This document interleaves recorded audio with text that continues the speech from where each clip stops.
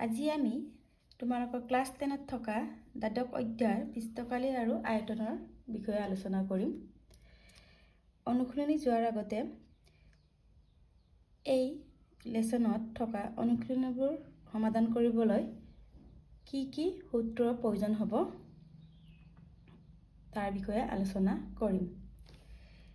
তোমালোকে আগতে ক্লাছ 9ত পাই আহিছা কিছুমান সূত্ৰ, এইখিনি ইয়াত প্ৰয়োজন হ'ব। আৰু পৃষ্ঠকালি আৰু আয়তনত উত্তৰ অবিহনে এটা অনুশীলনী আমি সমাধান কৰিব নোৱাৰোঁ। সেইকাৰণে প্ৰথমে ইয়াত কি কি প্ৰয়োজন হ'ব আমি তাৰ বিষয়ে আলোচনা কৰি ল'ম। এতিয়া মই এটা এটাকৈ আগৰ সূত্ৰবোৰ ৰিপিট কৰি যাম। প্ৰথমে পাইছিলা তোমালোকে গণক কিউব।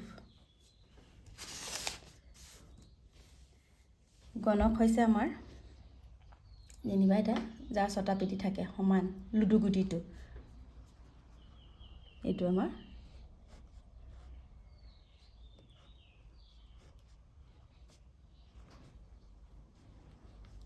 আমাৰ গণকটো। এইখিনি আমাৰ গণকৰ গোটেই বাহুখিনি আমাৰ সমান হয়। তেতিয়া গণকৰ পৃষ্ঠকালি আমি কি পাইছিলোঁ, এইখিনি যেনিবা আমাৰ বাহুটো আমি A বুলি ধৰিছোঁ, গোটেইখিনিয়ে আমাৰ সমান। তেনেহ'লে গণকৰ পৃষ্ঠকালি কি? গণকৰ পৃষ্ঠকালি ছটা পিঠি থকাৰ কাৰণে 6A স্কোৱাৰ। A হৈছে আমাৰ বাহুৰ যোগ বা কাষৰ যোগ বুলি কোৱা হয়। এতিয়া নেক্সট আমাৰ গণকৰ পৃষ্ঠকালি পোৱাৰ পিছত আমাৰ আছে গণকৰ আয়তন।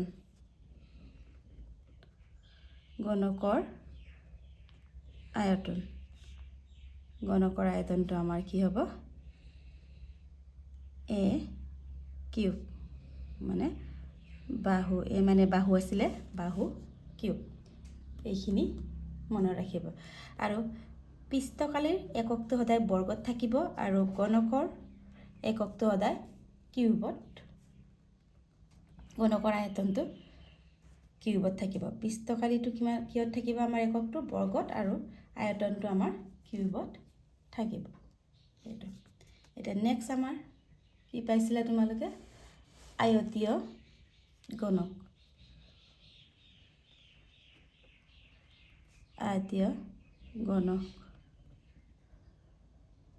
গণকৰ পৃষ্ঠকালি। এতিয়া আয়তীয় গণক মানে গণক ছটা পিঠিয়ে থাকিব, কিন্তু আকাৰটো কেনেকৈ থাকিব? আমাৰ আয়ত আকাৰত থাকিব। সেইকাৰণে ইয়াক আয়তীয় গণক বুলি কোৱা হয়। আৰু আয়তীয় গণকৰ পৃষ্ঠকালিত আমাৰ কি কি থাকিব? দৈৰ্ঘ্য L হৈছে আমাৰ দৈৰ্ঘ্য, B হৈছে আমাৰ প্ৰস্থ, আৰু H হৈছে আমাৰ উচ্চতা। এতিয়া আয়তীয় গণকৰ পৃষ্ঠকালি বুলি ক'লে আমাৰ কি হ'ব? 2 × L × B plus B × H plus H × L। এইটো আকৌ আয়তীয়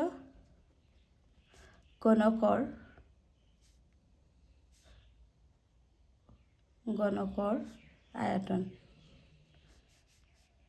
আমাৰ কি কি থাকে? দিশ, প্ৰস্থ আৰু উচ্চতা থাকে। তেনেহ'লে L × B × H। এইটো তোমালোকে আগৰ ক্লাছ 9ত তোমালোকে এইখিনি পাই আহিছা। এতিয়া আৰু কি পাইছা তোমালোকে?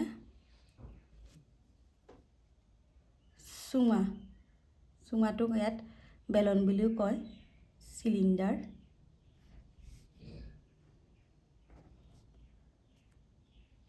কেনেকৈ থাকে আমাৰ চুঙা বা বেলন বুলি কোৱা হয়। তোমালোকৰ ক্লাছ টেনত প্ৰায় বেলন বুলি কোৱা হৈছে। চিলিণ্ডাৰ কেনেকুৱাকৈ থাকে এইটো আকৃতি।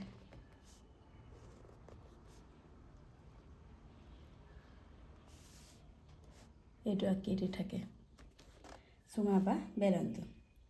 এতিয়া ইয়াত এটা চুঙাৰ বক্ৰতলৰ কালি, আমি এইটো এটা কি হয় আমাৰ এইটো বৃত্ত হোৱাৰ লগে লগে ইয়াত পৰি দিয়ে আমাৰ কি আছিলে 2πr। তেনেহ'লে ইয়াত বৃত্ত হোৱাৰ লগে লগে ইয়াত এটা আমাৰ ব্যাসাৰ্ধ থাকিব, এইটো কেন্দ্ৰৰ ব্যাসাৰ্ধ থাকিব r, আৰু এইটো আমাৰ কি হয় উচ্চতা। তেনেহ'লে চুঙাৰ বক্ৰতলৰ কালি বা পৃষ্ঠকালি কিমান হ'ব আমাৰ 2πr h। চুঙাৰ বক্ৰতলৰ কালি 2πr h। r হৈছে আমাৰ ব্যাসাৰ্ধ, h হৈছে আমাৰ উচ্চতা। r আমাৰ ব্যাসাৰ্ধ, h আমাৰ উচ্চতা। এতিয়া আহিব আমাৰ চুঙা বা বেলনৰ মুঠ পৃষ্ঠকালি। চুঙাৰ মুঠ পৃষ্ঠকালি কি হ'ব? চুঙাৰ মুঠ পৃষ্ঠকালি আমি বক্ৰতলৰ কালিটো পাইছিলোঁ 2πr h। আকৌ এই দুটা আমাৰ বৃত্ত আমাৰ কি আছিলে πr স্কোৱাৰ, আৰু কেইটা বৃত্ত আছে এইটো এটা আৰু এইটো এটা, তেনেহ'লে দুটা। এইটো তেনেহ'লে চুঙাৰ মুঠ পৃষ্ঠকালি কি হ'ব 2πr h plus 2πr square. ইয়াৰ পৰা তোমালোকে 2πr এটা কমন ল'লে h প্লাছ r।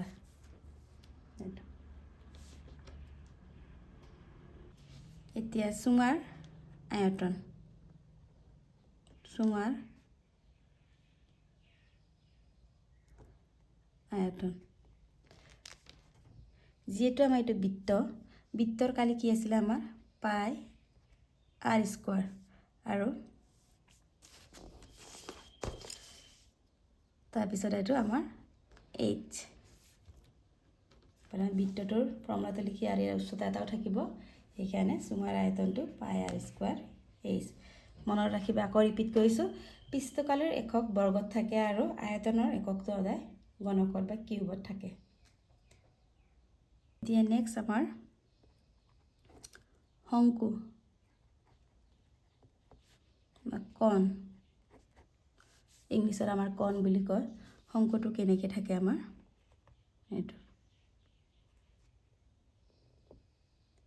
এইটো আকৃতি, যেনেকৈ আইচক্ৰীম থাকে আমাৰ।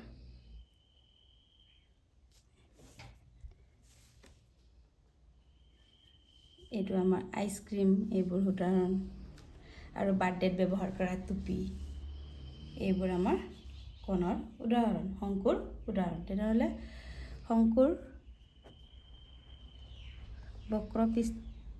বক্ৰ পৃষ্ঠৰ কালি কি হ'ব আমাৰ πr l।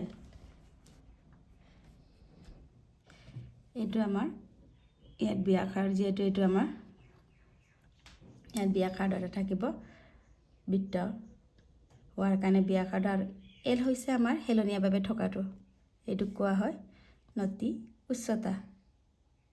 lটো হৈছে আমাৰ নতি উচ্চতা, আৰু ইয়াত এটা আমাৰ lটো তোমালোকে দৈৰ্ঘ্য বুলি নাভাবিবা, শংকুৰ ক্ষেত্ৰত lটো এটা নতি উচ্চতা যিটো আমাৰ হেলনীয়াকৈ গৈ আছে। আৰু ইয়াত যদি আমি এটা উচ্চতা এটা টানি দিওঁ, লৰ মানটো কেনেকৈ ওলাব পাৰোঁ, এইটো এটা r ব্যাসাৰ্ধ, এইটো চোৱা, এইটো এটা আমাৰ কি এটা ত্ৰিভুজ উৎপন্ন হ'ল, এটা সমকোণী ত্ৰিভুজ এটা উৎপন্ন হ'ল। সমকোণী ত্ৰিভুজ উৎপন্ন হোৱাৰ লগে লগে আমি এইটো পাইথাগোৰাছৰ সূত্ৰটো ব্যৱহাৰ কৰিব পাৰোঁ। তেতিয়া লৰ মান আমাৰ উলিয়াব, lটো আমাৰ অতিভুজ হিচাপে আছে, আৰু rটো ভূমি, আৰু hটো আমাৰ উচ্চতাটো আমাৰ লম্ব হিচাপে আছে তেনেহ'লে আমাৰ পাইথাগোৰাছৰ সূত্ৰ মতে কি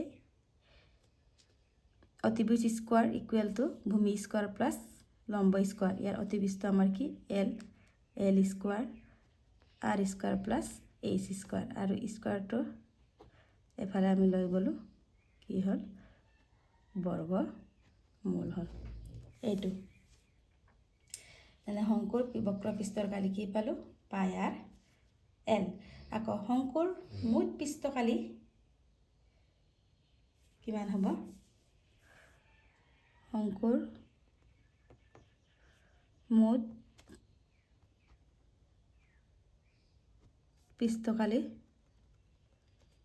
বক্ৰপৃষ্ঠৰ এইটো আকৌ এইটো আমাৰ তলত এটা বৃত্ত আছে তেন্তে বৃত্তৰ কালি কি আছিলে আমাৰ পাই আৰ স্কোৱাৰ ইয়াৰ পৰা তুমি যদি পাই আৰ কমন আনা এল প্লাছ আৰ থাকিব এইটো শংকুৰ মুঠ পৃষ্ঠকালি এতিয়া আহিব শংকুৰ আয়তনটো তোমালোকে চাবা চুঙাৰ আয়তনৰ 1/3 সমান চুঙাৰ আয়তন মনত ৰাখিলে হ'ল পাই আৰ স্কোৱাৰ এইচ আৰু শংকুৰ আয়তনটো চুঙাৰ আয়তনৰ 1/3 1/3 সমান শংকুৰ আয়তন কিমান হ'ল 1/3 পাই আৰ স্কোৱাৰ এইচ এতিয়া নেক্সট আহিব আমাৰ গোলক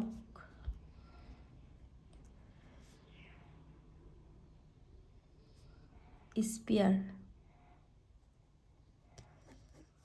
গোলক বুলি ক'লে আমাৰ যিটো ঘূৰণীয়া যেনে মাৰ্বল বল এইবোৰ আমাৰ গোলক হয় এইটো চব এইটো যেনিবা ইয়াত মই গোলকৰ ৰূপ দিছোঁ তেনেহ'লে গোলকৰ পৃষ্ঠকালি কি হয়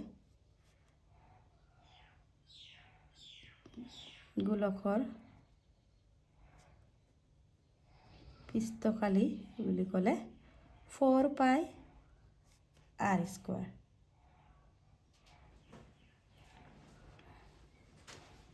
আৰু গোলকৰ আয়তন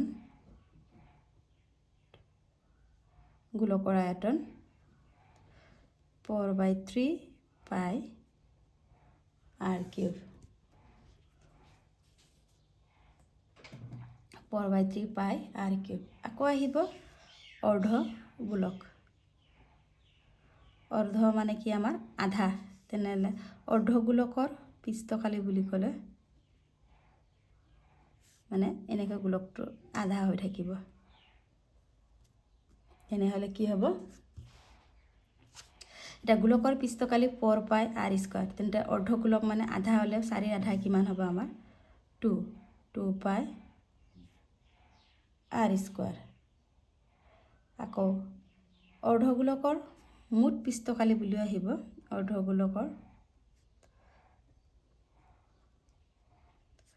মুঠ পৃষ্ঠকালি গোলকৰ অৰ্ধ গোলকৰ পৃষ্ঠ 2 পাই আৰ স্কোৱাৰ আকৌ গোলকটো আমাৰ এটা বৃত্ত হয় তেনেহ'লে বৃত্তটো কালি কি আছিলে পাই আৰ স্কোৱাৰ তেনেহ'লে 3 পাই আৰ স্কোৱাৰ হ'ব অৰ্ধ গোলকৰ মুঠ পৃষ্ঠকালি আকৌ আহিব অৰ্ধ গোলকৰ আয়তন অৰ্ধ গোলকৰ আয়তন চোৱা গোলকৰ আয়তন 4/3 পাই আৰ কিউব হ'লে অৰ্ধ গোলক মানে আধা তেন্তে 4/2 কি 2/3 পাই আৰ কিউব